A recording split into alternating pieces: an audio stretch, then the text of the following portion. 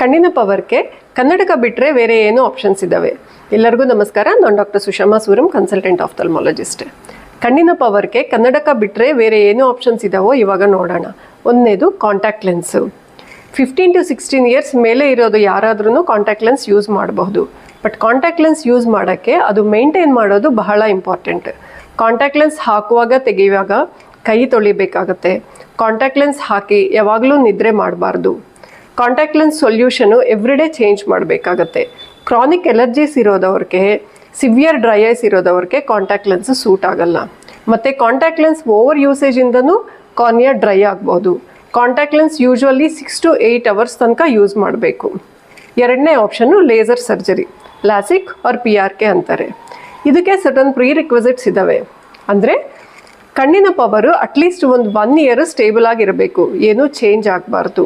ನಿಮ್ಮ age 18 to 20 years ಮೇಲೆ ಇರಬೇಕು. ಕಾರ್ನಿಯಾ ಥಿಕ್ನೆಸ್ ಮತ್ತು ಕರ್ವೇಚರ್ಸು ಸೂಟಬಲ್ ಆಗಿರಬೇಕು.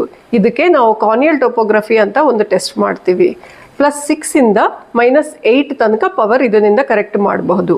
ಮೂರನೇದು ಫೇಕಿಕ್ ಐಒಎಲ್ ಆರ್ ICL ಅಂದರೆ ಇಂಪ್ಲಾಂಟಬಲ್ ಕೊಲಾಮರ್ ಲೆನ್ಸ್ ಅಂತ. ಈ ಪ್ರೊಸೀಜರಲ್ಲಿ ಕಾಂಟ್ಯಾಕ್ಟ್ ಲೆನ್ಸ್ ತರಹ ಒಂದು ಲೆನ್ಸ್ನ ಕಣ್ಣು ಒಳಗಡೆ ಪರ್ಮನೆಂಟ್ ಆಗಿ ಕೂರಿಸ್ತೀವಿ. ಇದು ಪವರ್ ಜಾಸ್ತಿ ಇರೋದವ್ರಿಗೆ ಅಂದರೆ -8ಗಿಂತ ಜಾಸ್ತಿ ಇರೋದವ್ರಿಗೆ, ಲೇಸಿಕ್ ಪ್ರೊಸೀಜರ್ ಸೂಟ್ ಆಗಿಲ್ದಿರೋದವ್ರಿಗೆ ಮಾಡಬಹುದು. ಇದರಿಂದ -20 ತನಕ ಪವರ್ ಕರೆಕ್ಟ್ ಮಾಡಬಹುದು. ಇದಕ್ಕೇನು ನಾವು ಸರ್ಟನ್ ಪ್ರೀ ರಿಕ್ವಿಸಿಟ್ಸ್ ಇರ್ತವೆ. ಆಪ್ಟಿಕಲ್ ಬಯೋಮೆಟ್ರಿ ಆ್ಯಂಡ್ ಕಾರ್ನಿಯಲ್ ಟೋಪೋಗ್ರಫಿಯಿಂದ ಸೂಟಬಿಲಿಟಿ ಚೆಕ್ ಮಾಡಬಹುದು. ನಾಲ್ಕನೇದು clear lens extraction or refractive lens exchange ಅಂತ.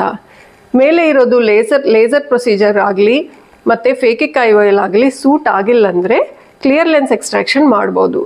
ಇದರಲ್ಲಿ ಕ್ಯಾಟ್ರಾಕ್ಟ್ ಇಲ್ಲದೇನು ಕಣ್ಣು ಒಳಗಡೆ ಇರೋದು ನ್ಯಾಚುರಲ್ ಲೆನ್ಸ್ನ ತೆಗಿಬಿಟ್ಟು ಕಣ್ಣು ಒಳಗಡೆ ಹಾಕೋದು IOL ಇಂದ ನಾವು ಪವರ್ ಕರೆಕ್ಟ್ ಮಾಡಬಹುದು.